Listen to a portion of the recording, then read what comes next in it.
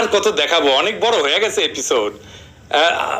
এসব তো কয়েকটা উদাহরণ দেখাইলাম। আমি ডেইলি স্টারের এরকম সংবাদ নিয়ে 100 ঘন্টার এপিসোড করতে পারবো মাহফুজা নাম, 100 ঘন্টার। এই ডেইলি স্টারের ন্যূনতম নৈতিক এমনকি আইনি বৈধতা আছে একটা সভ্য দেশে সাংবাদিকতা করার। এ তো প্রেস কাউন্সিলে মামলা খেয়ে। মুসলিনের গল্প জানেন? 1943 সালের মুসলিনের পতন ঘটে। এরপর মুসলিনের সমর্থনে থাকা সংবাদ মাধ্যম প্রোপাগান্ডার মেশিন আক্রমণের শিকার হয়। পপুলো দা ইতালিয়া এই পত্রিকাটা মুসলিনি নিজে 1914 সালে প্রতিষ্ঠা করছিল এবং এটা ফ্যাসিস্ট পার্টির প্রধান মুখপাত্র হিসেবে কাজ করত। এটা মুসলিনি শাসনের প্রোপাগান্ডা ছড়ানোর একটা বড় মাধ্যম ছিল। এই পত্রিকা অফিস হামলা করে জয় বাংলা কইরা দেওয়া হয়। জার্মানিতেও হিটলারের পতনের পরে নাজি শাসন যারা সমর্থন করছিল সেই সংবাদ মাধ্যমগুলা জয় বাংলা করে দেওয়া হয়। এই যে ডের স্টুনার, এটা হিটলারের অন্যতম প্রোপাগান্ডা পত্রিকা ছিল, গণহত্যা এবং ইহুদি বিদ্বেষ ছড়ানোর জন্য কুখ্যাত ছিল। যেই কাজ আপনি করেছেন, আপনি মাহফুজা নাম আপনি করেছেন, আমরা দেখাই দেবো এক এক করে কিভাবে হাসিনার শাসনের বৈধতা উৎপাদন করেছেন, দেখাই দিব। এবং হিটলারের পতনের পরে এই সমস্ত পত্রিকা আক্রমণের শিকার হয় এবং জয় বাংলা করে দেওয়া হয়। সম্পাদক প্রোপাগান্ডা বিচারের আওতায় আনা হয়, শাস্তি দেওয়া হয়। তাই করা হচ্ছে এখন। স্পেনে ফ্রাঙ্কো শাসনামলে একটা পত্রিকা ছিল আরিবা বলে, ওইটা ফ্রাঙ্কো সরকারের প্রচারণা চালাইতো। ফ্রাঙ্কোর মৃত্যুর পরে জয় বাংলা করে দেয় পাবলিক। 1983 সালে আর্জেন্টিনা সামরিক জান্তা পতনের পরে ক্লারিন পত্রিকা জান্তার পক্ষপাতিত্ব করতে বলে অভিযোগ ওঠে এবং এই পত্রিকা সহ আরো অনেক মিডিয়া জ্বালায় দেওয়া হয়। চসেস্কু আছে না রোমানিয়ার, ওর একটা প্রোপাগান্ডা পত্রিকা ছিল এই যে স্কিনটিয়া। এই পত্রিকা চসেস্কুর পতনের পরে জয় বাংলা করে দেয় পাবলিক। টাইটেলটা দেখেন, ফ্লাশড আউট, আমরা টয়লেট ফ্ল্যাশ করি। ইংরেজিতে জনতাকে সরাই দেওয়ার ক্ষেত্রে এই শব্দগুচ্ছ কখনো ইউজ করা হয় না। আমি অনেক খুঁজে পাইনি, আপনারা চেষ্টা করে দেখতে পারেন পান কিনা। ফ্লাশড আউট শব্দগুচ্ছটা এটা অসম্মানজনক, বিশেষ করে যদি কোনো ব্যক্তি গোষ্ঠীকে নিকৃষ্টভাবে অপমানজনকভাবে বের করে দেওয়ার অর্থে ব্যবহার করা হয়। কোন রাজনৈতিক জনগোষ্ঠীকে, কোন নেতাকে যদি ফ্ল্যাশ আউট করা হয় তাহলে মানে তুচ্ছ বা নিন্দনীয় ভাবে তাদেরকে বের করে দেওয়া হয়েছে। অধিকারের ফ্যাক্ট ফাইন্ডিং রিপোর্ট নিয়ে কি বলেছিল ডেইলি স্টার দেখেন। অধিকারের হেফাজতে ইসলাম বাংলাদেশের সমাবেশ এবং মানবাধিকার লঙ্ঘন শিরোনামের প্রতিবেদনটি আংশিক সত্য, পক্ষপাতদুষ্ট এবং একপাক্ষিক উপস্থাপনা। এই অধিকারের আদিলুর রহমানকে জেলে নেওয়ার জন্য এই রিপোর্টটাই বড় হয়ে গেছে এপিসোড। এসব তো কয়েকটা উদাহরণ দেখাইলাম। আমি ডেইলি স্টারের এরকম সংবাদ নিয়ে 100 ঘন্টার এপিসোড করতে পারবো মাহফুজা নাম, 100 ঘন্টার। এই ডেইলি স্টারের ন্যূনতম নৈতিক এমনকি আইনি বৈধতা আছে একটা সভ্য দেশে সাংবাদিকতা করার। এ তো প্রেস কাউন্সিলে মামলা খেয়ে ফতুর হয়ে যাওয়ার কথা। তারেক রহমান যদি মালধানির মামলা করে মাহফুজা নামকে ক্ষতিপূরণ দিতে দিতে রাস্তায় ফেফা করে ঘুরতে হবে, কিন্তু ডেইলি স্টারে কিছু হবে না, কারণ সে বাংলাদেশের এলিট, আর এলিটরাই বাংলাদেশে ক্ষমতায় থাকে। তাহলে প্রফেসর ইউনূসই বাঁচাবে। প্রফেসর ইউনূসের গ্রামীণ ট্রাস্টের ট্রাস্টি ছিল ওই মাহফুজা নাম। বিএনপি ক্ষমতায় আসলেও কিছুই করবে না, তারেক রহমানও কিছু করবে না। মাহফুজা নামকে তেলাবে, আমি কয়ে রাখলাম, লিখে রাখতে পারেন। জামাত আসলেও কিছু বলবে না, তারেক তেলাবে। হেফাজত আসলেও কিছু করবে না, তেলাবে। দেখবেন তেলাবে না শুধু এই লোকটা, সেজন্য দেশে যেতে পারে না। ইন্ডিয়ার প্রধানতম অ্যাসেট ডেইলি স্টার জিন্দা থাকলে বাংলাদেশ আবার ভারতের পদানত হবে, লিখে রাখতে পারেন। ডেইলি স্টারের বিনাশ ছাড়া, ধ্বংস ছাড়া বাংলাদেশ মাথা তুলে দাঁড়াইতে পারবে না। হাসিনা পলাইছে, কিন্তু ওই ফ্যাসিবাদের সব সহযোগীরা এখন অক্ষত, এখনো তাদের বদমাইশি অব্যাহত আছে। আমি স্বপ্ন দেখি ডেইলি স্টারের অফিসে বিপ্লবী জনতা আগুন দিছে, আর সেই মাহফুজা আনন্দ প্রভুপাদের পাছায় লাগছে। সে তার অন্তিম গান গাইতেছে মোদির উদ্দেশ্য কইরা, পিছে দাউ দাউ করে জ্বলতেছে হাসিনার মোদির দালালির সাম্রাজ্য ডেইলি স্টার। ইন্ডিয়ান মাল তো, তাই গানের মধ্যে ওই 60-এর দশকের রোমান্টিকতা থাকবে, এনার আবেন্তিকতা থাকবে, এনার কালচার থাকবে, এনার সুশীলতা থাকবেই, তাই না? তুই গান গাইছে আর পুচ্ছে আগুন জ্বলিচ্ছে। কি গাচ্ছে? গাচ্ছে, ও আমার মন যমুনার অঙ্গে অঙ্গে ভাব তরঙ্গে কতই খেলা, মোদি কি দিল্লি বসে মধুর হেসে দেখবে আমার পুটু জ্বলা, মোদি কি দিল্লি বসে মধুর হেসে দেখবে আমার পুটু জ্বলা। ওজানাম ঘৃণা ছড়াইছে। দেখেন, কোন প্রমাণ ছাড়া মাহফুজা নাম কইছে যে বিএনপি মানুষ পোড়ায়। ইংরেজিতে লিখেছে, বাংলা করে করছি। কোনো অনুশোচনা নেই, একটি সহানুভূতির শব্দও নেই, এই তরুণ জীবনগুলোর জন্য কোনো উদ্বেগের ছাপও নেই। করতে চাই যারা আসলে আগুন জ্বালিয়েছিল, যা মনির এবং সুমিকে পুড়িয়ে দিয়েছে, তাদেরকে আপনি কি বার্তা দিয়েছেন? তাদেরকে এই জঘন্য কাজটি আবার করতে সবুজ সংকেত দেননি? এটাই কি সেই ধরনের রাজনীতি যা আপনি চান বা যার সঙ্গে আপনি বাঁচতে পারেন? আপনি কি ক্ষমতা এলে দেশ শাসন করতে পারবেন? বিএনপি কে জিজ্ঞেস করতেছে মির্জা ফখরুলকে। ইংরেজিতে লিখেছে তো ঠিক লিখেছে, তাই না? হ্যাঁ, মির্জা ফখরুল ভাইকে আর বিএনপির নেতা কর্মীদের জিজ্ঞাসেন ঠিকই লিখেছে কিনা। আবার কি লিখেছে দেখেন, বিএনপি বোমা মাইরা মানুষ মারতেছে কেয়ারটেকার সরকার আন্দোলনে, এটা নাকি প্রমাণিত। কইছে যে এটার জন্য, এসবের জন্য বিএনপির উচিত মানুষের কাছে মাপ চাওয়া। ওই কি কি করেছে সেটা দেখাবো, দেখি তুই মাপ চাই কিনা পাবলিকের কাছে। এবং সেটার জন্য আমি আলাদা একটা পেশা হিসাবে আমার সাংবাদিকতা থাকতো, এটাই ছিল আমার পরিকল্পনা। কিন্তু বঙ্গবন্ধুর হত্যা এবং নৃশংস হত্যা আমার জন্য টোটালি অগ্রহণযোগ্য ছিল, এবং সেটা থেকে আমার রাজনীতির প্রতি একটা অশ্রদ্ধা, একটা অনীহা, একটা কি বলবো, একটা বিরূপ একটা মানসিকতা সৃষ্টি হলো। এবং সেটারই যাদের লক্ষ্য ছিল আমাদের দেশকে অস্থিতিশীল করা, সাধারণ অসন্তোষকে সহিংসতায় উস্কে দেওয়া এবং সরকার উৎখাতের চেষ্টা, যা কিছু মন্ত্রীর দাবি অনুযায়ী, এবং যদি তা সত্য হয় আমরা দৃঢ়ভাবে তার নিন্দা জানাই। এটা 26শে জুলাইয়ের কথা, হাজার ছাড়াই না এই সময়ের মধ্যে শহীদের সংখ্যা। হাসিনা যা বলছে সেটা একই কথা না? তাহলে তার পজিশন কি ছিল বিপ্লবের সময়? মানে উনি চাইতেছেন সরকার না পড়ুক, স্থিতিশীলতা নষ্ট না হোক। বিপ্লবের পরে এই পত্রিকা কিভাবে দিব্যি চলে, দোষ দিচ্ছেন রাজাকারের বাচ্চাদের। দেখেন কি লিখছে, আমরা গণমাধ্যম থেকে বাংলাদেশ বিরোধী ষড়যন্ত্র উদ্ঘাটনে সরকারকে সহযোগিতা করবে, হাসিনাকে সহযোগিতা করবে, এবং আমাদেরকে বলছে আমরা বাংলাদেশ বিরোধী ষড়যন্ত্র করতেছি। যারা 1971 সালে আমাদের জন্মের বিরোধিতা করেছিল তাদের প্রতিরোধ করতে হবে, পরাজিত করতে হবে এবং ধ্বংস করতে হবে। চিন্তা করছেন কোন পজিশন নিয়েছিল এই মাহফুজা নাম ডেইলি স্টার? হাসিনাকে সাহায্য করবে তাদের আইডেন্টিফাই করতে এবং ধ্বংস করতে। এই হারামজাদা বাংলাদেশে দাঁড়ায় কথা বলে, এই হারামজাদা বাংলাদেশে এখনো পত্রিকা চালায়, এই হারামজাদা এখনো সুশীল সাজে, এই হারামজাদা প্রফেসর ইউনূসের সাথে যে দেখা করে, প্রফেসর ইউনূস আবার দেখাও করে তার সাথে।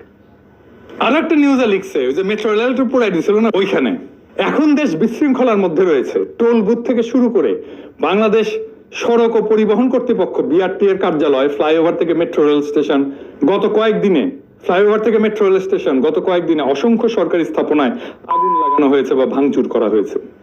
দুর্বৃত্তরা মিরপুর 10 এবং কাজীপাড়া মেট্রো রেল স্টেশনের ভেতরে তাণ্ডব চালিয়েছে। Vending machine, ticket counter, CC camera এবং সামনে যা ছিল সবকিছুই ভেঙে দিয়েছে। আমরা এই নির্বোধ ধ্বংসযজ্ঞের তীব্র নিন্দা জানাই। ডেইলি স্টার আমাদের সেই গণপ্রতিরোধের ঘটনাকে সে বলছে নির্বোধ ধ্বংসযজ্ঞ। কি ভয়ানক দুঃসাহস! হাসিনা যে কান্দিছিল না মেট্রো রেল পুরানো দেখে, মাহফুজানো যায় যোগ দেয় নাই কেন? তুই কান্দিছিল, তুই কান্দ, হাসিনার পাশে দাঁড়ায় গলা জড়াজড়ি ধরে কান্দ। হাসিনা ভাষাতে কথা কইছে না? এবার আসেন দেখি যে তার নেত্রী হাসিনা সম্পর্কে কি কইছে। 2022 শেষে করছে বঙ্গবন্ধুর আওয়ামী লীগ আমাদেরকে বাংলাদেশ সৃষ্টিতে নেতৃত্ব দিয়েছে। শেখ হাসিনার আওয়ামী লীগ গত 14 বছরে আমাদের দেশ গঠনে নেতৃত্ব দিয়েছে। অর্জনগুলো বিশাল এবং অতীতের অন্য কোন সরকারের তুলনায় অতুলনীয়। বাপরে, কাজ হইয়া পড়ে যায়। দেখেছেন কেন? তেলেশ্বর চন্দ্র তেলবাজ মাহফুজানন্দ প্রভুপাত এইটা সাহেব এনে সারিন্দা বেজে দেন। হাসিনা প্রশংসা করেছে ইনকা কিরা একটা সারিন্দা বাজাবেন না কেঙ্গা করে হয়। হচ্ছে ঠিকই হয়েছে, ভালো হয়েছে। আওয়ামী লীগের 75 বছর পূর্তিতে সে লিখিচ্ছে। গত 15 বছরের নিরবিচ্ছিন্ন শাসনকালে তিনি দেশের অর্থনৈতিক ক্ষেত্রে উল্লেখযোগ্য অগ্রগতি সাধন করেছেন। অবকাঠামো উন্নয়ন এবং বিদ্যুৎ উৎপাদনে তার অসাধারণ সাফল্য বাংলাদেশের উন্নয়নের সোপানে উত্থান নিঃসন্দেহে শেখ হাসিনার দক্ষ এবং দৃঢ় নেতৃত্বের ফল। এটা লিখেছে 2024 সালের জুন 28 সালে, বিপ্লবের 38 দিন আগে। আবার একটা জিনিস দেখেন, সে কিন্তু কনসিস্টেন্ট না। ধরেন একটু আগে তো দেখলেন হাসিনার বন্দনা, মানে হাসিনা উন্নয়ন করে ভাষা ফেলিচ্ছে তাই বলছে না। আবার দেখেন কি বলে, বিএনপি এর ফুসলায় যখন নির্বাচনে নিয়ে আসতে চায় তখন কি বলে, মানে বলে জানুয়ারির নির্বাচন না করে নাকি বিএনপি ভুল, বিএনপি নাকি জিতেই যেত। লিখিচ্ছে আমাদের ভোটারদের মধ্যে ক্ষমতাসীনদের বিরোধিতার যে ঐতিহ্য রয়েছে সেই সঙ্গে আওয়ামী লীগ ক্ষমতার অপব্যবহার, দুর্নীতি, স্বজনপ্রীতির অবিরাম গল্পের প্রেক্ষিতে মানুষ হয়তো পরিবর্তন চাইতে পারে বলে ধারণা করা অযৌক্তিক নয়। বিএনপি কি সেই ভিত্তিতে কিছু গড়তে পেরেছে? আমাদের নিজস্ব প্রতিবেদকদের ব্রিফিং, প্রতিশোধের ভয়ে অপ্রকাশিত থাকা গবেষণা এবং গুজব ভিত্তিক গোয়েন্দা প্রতিবেদনগুলো সবই ইঙ্গিত দেয় যে বিরোধী দলের প্রতি সমর্থন উল্লেখযোগ্য ছিল। যদি তা অত্যধিক নাও হয়ে থাকে, সেই সমর্থন নিয়ে বিএনপি কি করেছে? হাসিনার বন্দনার সময় এক ভাষা, আর বিএনপির ফুসলানোর সময় আর এক ভাষা, আর এক ন্যারেটিভ। এটিতে সে আলাদা করে দেখান। একদিকে আওয়ামী লীগ ক্ষমতা অপব্যবহার, দুর্নীতি, স্বজনপ্রীতির অবিরাম গল্প, মানুষ পরিবর্তন চাইতে পারে, এটা বিএনপিটা যখন ফুসলানো হচ্ছে। আর এদিকে দেখেন হাসিনাকে যখন বন্দনা করে লিখেছে এই একই সময়। গত 15 বছরের নিরবিচ্ছিন্ন শাসনকালে দেশের অর্থনৈতিক ক্ষেত্রে উল্লেখযোগ্য অগ্রগতি সাধন করেছেন, অবকাঠামো উন্নয়ন করেছেন, বিদ্যুৎ উৎপাদনে তার অসাধারণ সাফল্য। বাংলাদেশের উন্নয়নের সোপানে উত্থান নিঃসন্দেহে শেখ হাসিনার দক্ষ দৃঢ় নেতৃত্বের ফল। এই বছর জানুয়ারি মাসে শেখ হাসিনাকে উপদেশ দিচ্ছে দুর্নীতি দমন উচ্চ পদস্থ কমিটি করতে। এটা নেতৃত্ব শেখ হাসিনায় থাকতে হবে, মানে শেখ হাসিনা দুর্নীতি করে নাই, বাকি সব দুর্নীতি করছে। আবার দেখেন আরেক তত্ত্ব, কেয়ারটেকার সরকার সম্পর্কে হচ্ছে দুই দলই খারাপ। কেয়ারটেকার সরকার চাওয়া বিএনপির একটা স্বার্থপর চাওয়া। তো যখন কেয়ারটেকার সরকারের প্রসঙ্গ আসে তখন উদাস হয়ে যান উনি, আকাশের দিকে চেয়ে থাকেন। উনি বলেন যে উভয় দলই তাদের সংকীর্ণ স্বার্থপর দলীয় স্বার্থের জগতে বসবাস করছে। আমাদের পক্ষ থেকে সহজ প্রশ্ন হলো, অর্থনীতি, জনগণ এবং দেশের কথা কে ভাবছে? দুঃখজনক ভাবে উত্তরটি হলো ওরা না। আরে ওরে সর্বনাশ! সাহিত্য, আবেগ আর ভালোবাসা দিয়া সব এখন কবিতা লেখা শুরু করেছে। যখন কেয়ারটেকার সরকারের ঘটনা আসে, খালেদা জিয়ার অসুস্থতা নিয়ে লিখতে গিয়া হাসিনার রেহানার কষ্ট নিয়ে অনেক কেন্দ্রে শেষ। দেখেন কি লিখেছে, তার সোনালী সময়ে বিএনপি, আওয়ামী লীগ এবং এর সভাপতি শেখ হাসিনার সঙ্গে সম্পর্কিত কোনো বিষয়কে রাজনৈতিক দৃষ্টিভঙ্গি ছাড়া অন্য কোনোভাবে দেখেনি। খালেদা জিয়া প্রসঙ্গে বলতেছে, শেখ হাসিনাকে তার পিতামাতার হত্যার জন্য ন্যায় বিচার পাওয়ার সুযোগ দেওয়া হয়নি, যা যে কোনো ব্যক্তির মৌলিক অধিকার, বিশেষ করে সন্তানদের জন্য মামলা করার অধিকারটুকু তাকে দেওয়া হয়নি। সেই বাস্তবতার অন্যায় এবং শেখ হাসিনা ও শেখ রেহানার অসহায়ত্বের অনুভূতিটি আমাদের সবার অনুভব করা উচিত। ওই অনুভব করিচ্ছে, এটা তোর তো সব অনুভব গেছে গা, তুই আর কি অনুভব করবি রে বুড়া খাটাস মাহবুব জানাম। এইটা সাহেব সেবার শেখ হাসিনা সে প্রিয় উক্তিটা দেন, স্বজন হারানোর বেদনা আমার চাইতে কে বুঝে। মাহবুব জানামকে বেশি শুনান, ওর অনুভব জায়গায় উঠবে নি, ভালো করে বেশি করে শুনে নেন, দেখেন অনুভব জাগে কিনা, ভাগ্য ছাড়া কাম হয় কিনা, দেখেন শুনেন। স্বজন হারা বেদনা নিয়ে আমি বেঁচে আছি।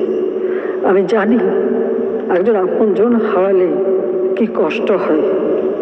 গত ডামি নির্বাচনের আগে আমেরিকা যখন আওয়ামী লীগের বাম্বু দিতেছিল তখন সে কি কইছিল আমি দেখাচ্ছি।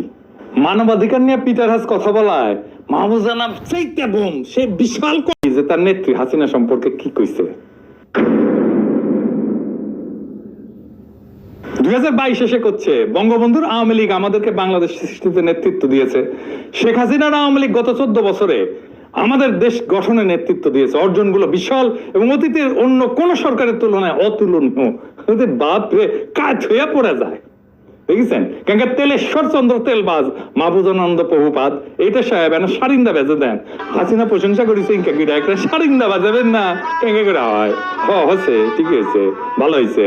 আওয়ামী লীগের 75 বছর পূর্তিতে সে লিখিচ্ছে। গত 15 বছরের নিরবিচ্ছিন্ন শাসনকালে তিনি দেশের অর্থনৈতিক ক্ষেত্রে উল্লেখযোগ্য অগ্রগতি সাধন করেছেন, অবকাঠামো উন্নয়ন এবং বিদ্যুৎ উৎপাদনে তার অসাধারণ সাফল্য। বাংলাদেশের উন্নয়নের সোপানে উত্থান নিঃসন্দেহে শেখ হাসিনার দক্ষ এবং দৃঢ় নেতৃত্বের ফল। এটা লিখেছে 2024 সালের জুন 28 সালে, বিপ্লবের 38 দিন আগে। আবার একটা জিনিস দেখেন, সে কিন্তু কনসিস্টেন্ট না।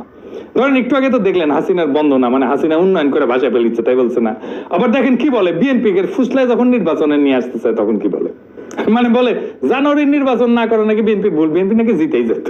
লিখছে আমাদের ভোটারদের মধ্যে ক্ষমতাসীনদের বিরোধিতার যে ঐতিহ্য রয়েছে সেই সঙ্গে আওয়ামী লীগ ক্ষমতার অপব্যবহার, দুর্নীতি, স্বজনপ্রীতির অবিরাম গল্পের প্রেক্ষিতে মানুষ হয়তো পরিবর্তন চাইতে পারে বলে ধারণা করা অযৌক্তিক নয়।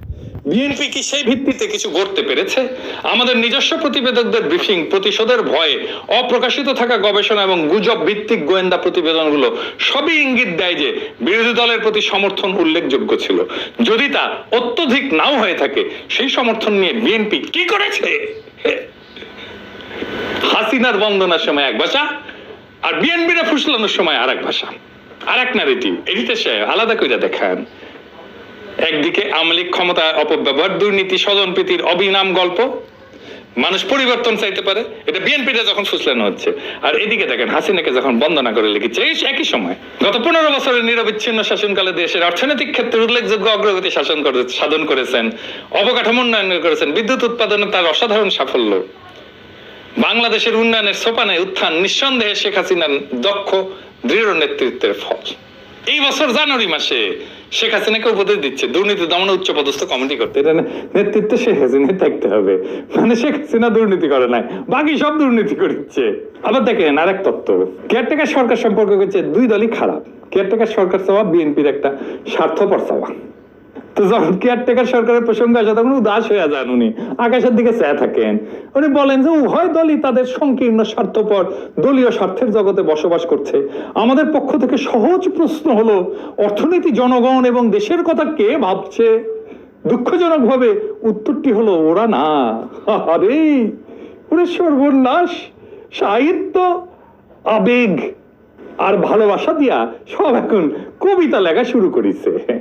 যখন কেয়ারটেকার সরকারের ঘটনা আসে, খালেদা জিয়ার অসুস্থতা নিয়ে লিখতে গিয়া হাসিনার রেহানার কষ্ট নিয়ে অনেক কেন্দ্রে শেষ।